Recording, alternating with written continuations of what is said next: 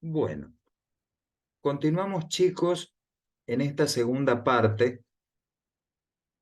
En la primera parte obviamente habíamos estado hablando de plazo, ¿no es cierto? Y en esta segunda parte, que es mucho menos extensa que la anterior, vamos a ver algunas regulaciones jurídicas referentes a estos temas que hemos estado viendo, ¿verdad? Sobre todo de plazo. Y el primero, que es sumamente relevante, bueno, lo vamos a ver después, obviamente, cuando veamos los efectos, es el artículo 886, la mora del deudor y el principio de mora automática. Bueno, más allá de lo que nos dice la ley, en cuanto a que la mora del deudor es de pleno derecho, ipso iure, es decir, por el solo vencimiento del plazo, hay que tener en cuenta que estamos hablando justamente de la situación en la que nosotros debemos analizar cuáles serían las consecuencias del vencimiento o del transcurso del tiempo. Si ustedes se fijan en el artículo 886, habla de la mora del deudor, pero también habla de la mora del acreedor. Y en el caso de la mora del acreedor, se incurre en ella cuando, por ejemplo, se hace por parte del deudor una oferta de pago en la que hay injustificadamente un rechazo. Entonces, nosotros acá tenemos distintas situaciones. Pero ¿por qué me interesaba mencionar esta norma específicamente? Porque en algún momento, cuando estuvimos viendo en la primera parte las clases de plazo, yo les hablé del plazo tácito y ahora les voy a hablar de otro concepto que es el llamado plazo indeterminado. El artículo 887, cuando habla de las excepciones al principio de la mora automática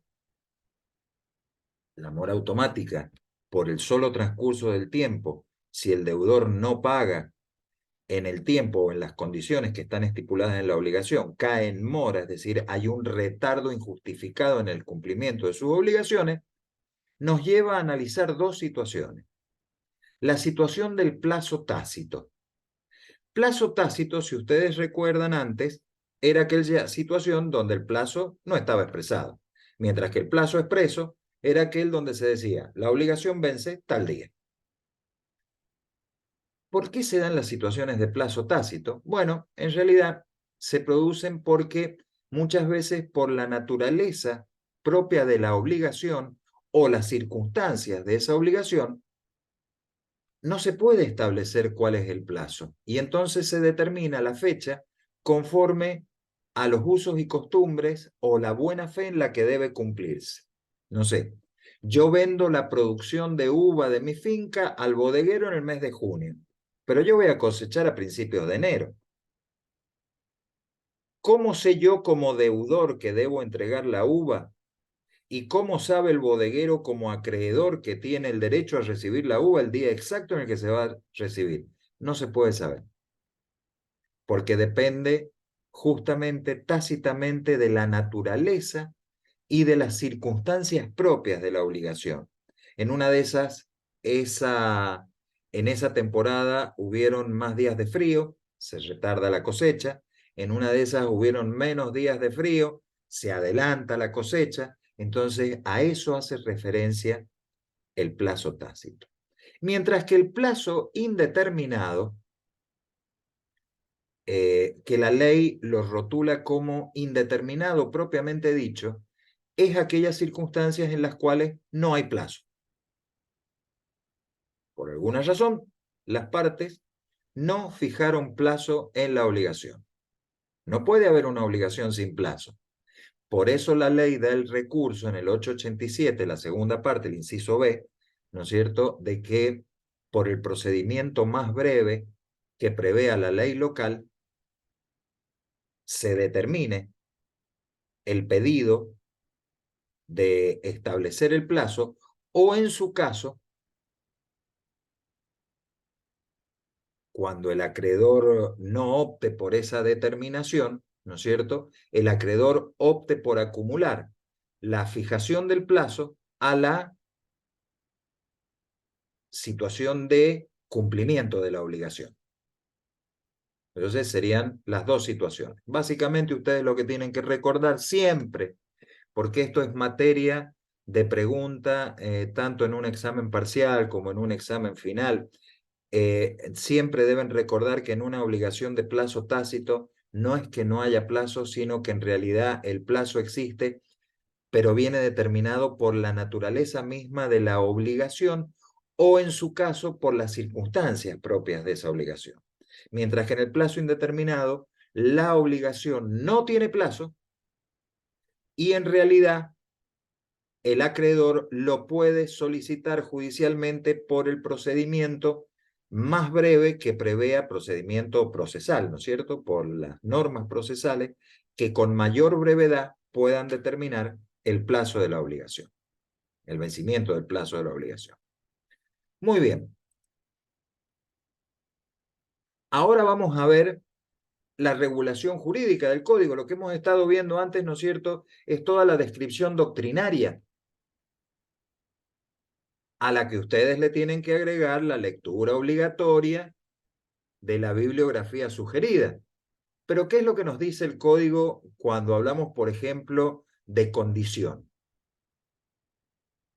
Condición, bueno, nos da un concepto, cláusulas de los actos jurídicos, donde hay subordinación de la eficacia o la resolución a un hecho futuro incierto.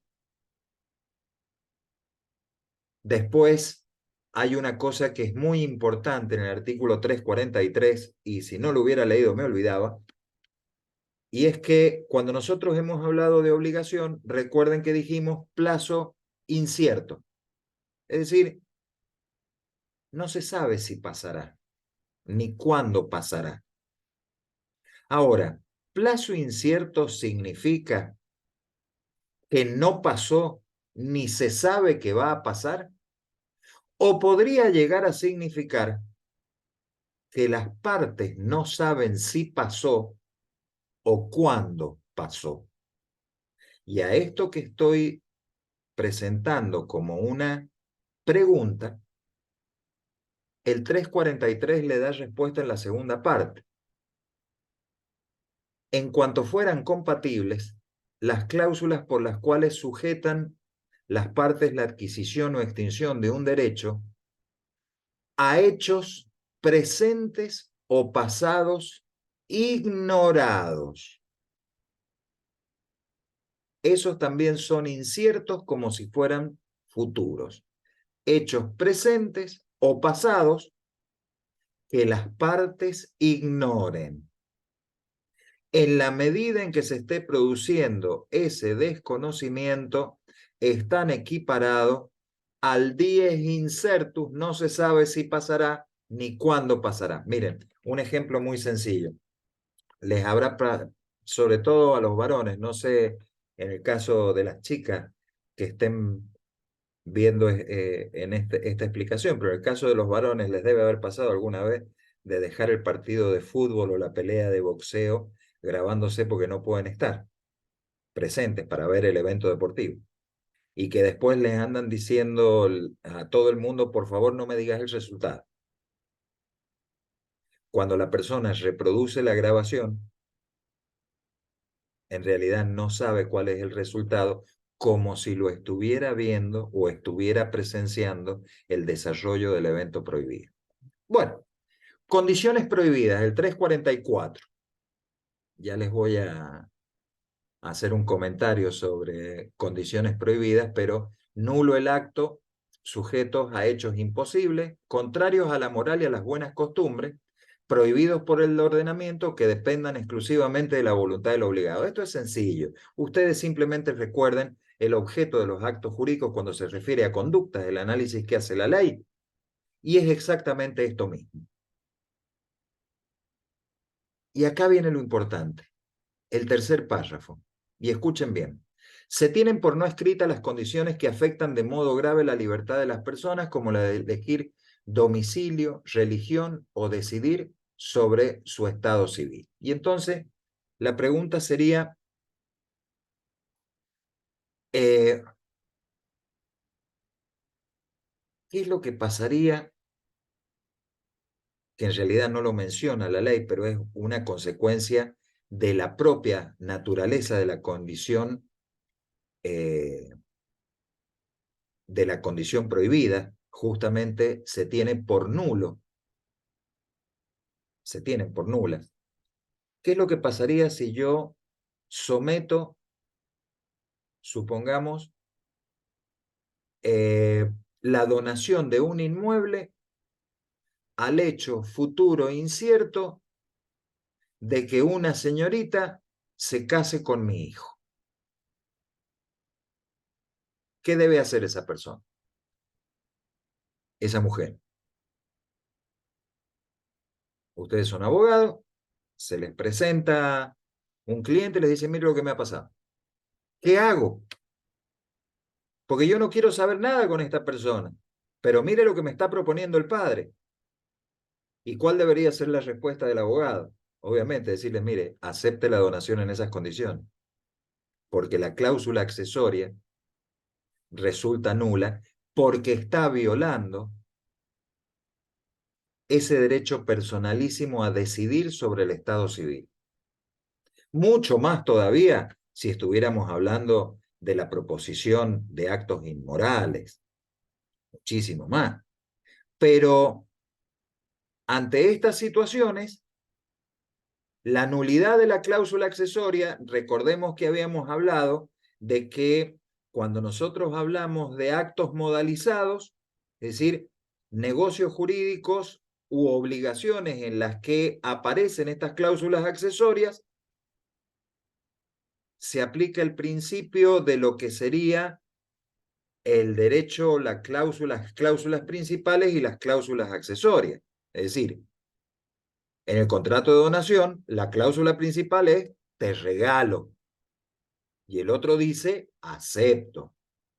La cláusula accesoria sería siempre y cuando hagas tal cosa. Pero si esa cláusula accesoria gravemente restringe el estado civil, el domicilio, la religión, impone la realización de actos inmorales, son nulos.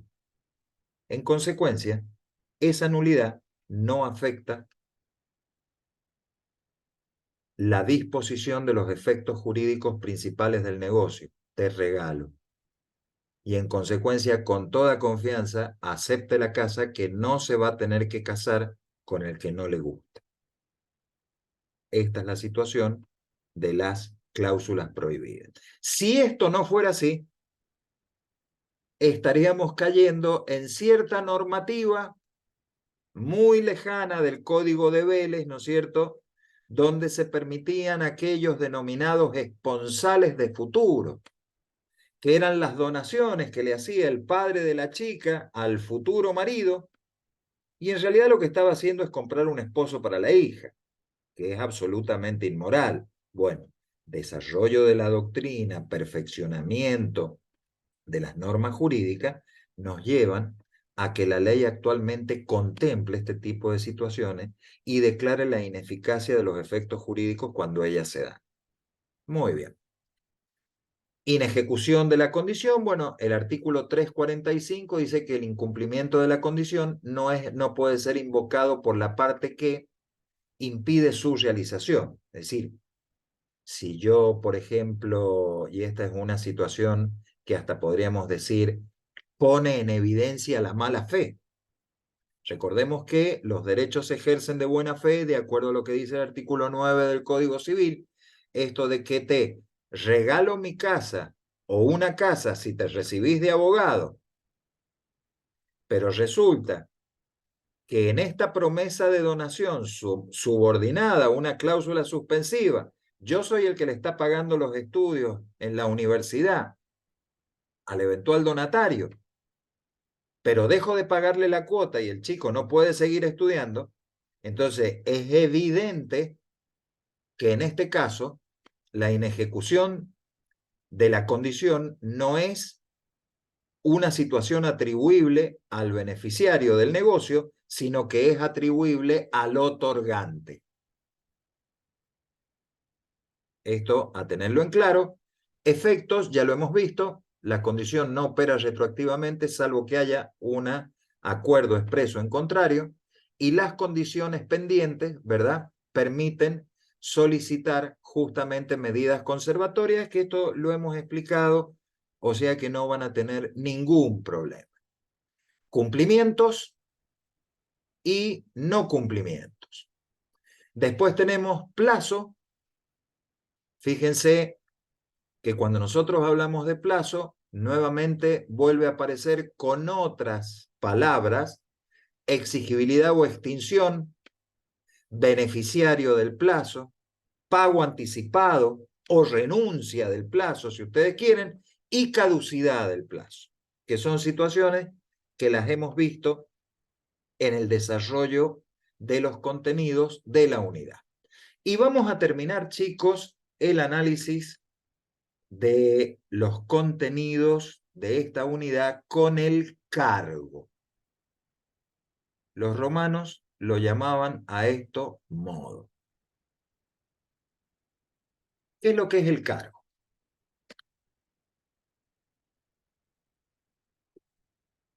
Al beneficiario de una liberalidad,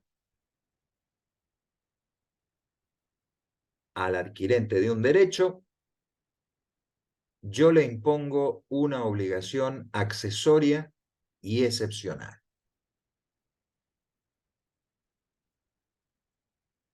Y esa obligación accesoria es de cumplimiento coercible, es decir, yo puedo exigir que se cumpla. Es de carácter accesorio porque en realidad está relacionado con el negocio principal, y es de carácter excepcional ya que como obligación no es propia del acto jurídico en el cual fue impuesto, ¿no es cierto? Y obviamente se le impone al adquirente del derecho tanto a título gratuito y a título oneroso. Yo voy a poner un pequeño ejemplo, es decir, saliendo un poco de lo que son los ejemplos académicos, ¿verdad? Yo voy a poner un ejemplo de los negocios, de las cosas de todos los días, del estudio, de lo que les va a pasar a ustedes, que es la situación del cliente que se les presentan y les dice: mire, doctor, lo que me está pasando. Me ha parecido una oferta económica espectacular para vender el galpón donde yo tenía la empresa. Pero el que me lo quiere comprar, en realidad, yo tengo miedo que se lo venda a mi competidor comercial. Y entonces acá yo tengo un problema, porque si yo se lo vendo y se lo vende él a su vez a mi competidor comercial, ese competidor comercial va a tener una suerte de mejor posición en los negocios y a mí me va a perjudicar. Pero yo no quiero perder tampoco la posibilidad de vender o desaprovechar esta venta en las condiciones en las que estamos charlando. Y entonces, ¿qué es lo que debería sugerir el abogado? Bueno, no hay ningún problema. Hagamos una venta donde establezcamos que existe una limitación al derecho del dominio del adquirente, y es que, obviamente, como nuevo dueño del inmueble puede vender, no cabe ninguna duda. Le puede vender a quien se le dé la gana, como cualquier dueño le puede vender a quien se le dé la gana vender la cosa, porque si no, no sería verdaderamente dueño. Pero a quien no le puede vender es a este señor, a este fulano de tal, que es su competidor comercial. Puede venderle a todo el mundo, pero no puede venderle a esta persona en particular. Y entonces ahí aparece una obligación accesoria de carácter negativo y excepcional. Se ponen muchas veces los ejemplos del amigo que le regala el auto en un legado testamentario, bla, bla, bla, con la obligación de que esta persona beneficiaria de la propiedad del automotor realice una misa en su memoria todos los años. Es un ejemplo. Este ejemplo que les estoy poniendo yo es otro ejemplo. Y estos ejemplos obviamente responden muchas veces a la realidad de los negocios. Si hiciéramos una comparación, si comparáramos, ¿no es cierto?, el cargo con la condición, podríamos decir, primero, que la condición no depende de la voluntad de las partes. Y esto es una cuestión que es esencial. Bueno, en este caso no hay sincronía en este encuentro, que cada uno lo está viendo por su lado en el momento que les resulte más cómodo. Pero ¿cuál es la característica de la condición? Que la condición no depende de la voluntad de las partes, si no estaríamos hablando de la condición potestativa. Te regalo la casa si se me da la gana. Son hechos externos. Mientras que el cargo sí depende de la voluntad del sujeto del negocio y por tanto es ejecutable coactivamente. Por otro lado, en el caso del cargo, ¿no es cierto?, no podemos hablar de incertidumbre, mientras que en la condición sí. Si nosotros hablamos del plazo, tenemos este carácter futuro y cierto, o esta fatalidad. El plazo no es coercible y el vencimiento es lo que supedita la exigibilidad del derecho. En cambio, el cargo es coercible. Yo le puedo exigir al tipo, che, mira, no le vendas a fulano de tal. Y el incumplimiento no necesariamente puede incidir, ¿no es cierto?, en la exigibilidad del derecho. Porque si vende, es muy probable que yo reclame, haga otro tipo de reclamación que no sea justamente la nulidad de la venta. Bueno, y acá hay una breve reflexión sobre la comparación, ¿no es cierto?, del cargo con el consejo, porque justamente el cargo es coercible, yo te doy esto, pero tenés que hacer tal cosa, mientras que el consejo es, yo te doy tal cosa, pero cuídate de no hacer esto porque te vas a perjudicar, es decir, el consejo no es coercible. Acá tenemos las situaciones o las especies y las presunciones. Esto lo pueden leer ustedes, ¿no es cierto?, porque es bastante sencillo.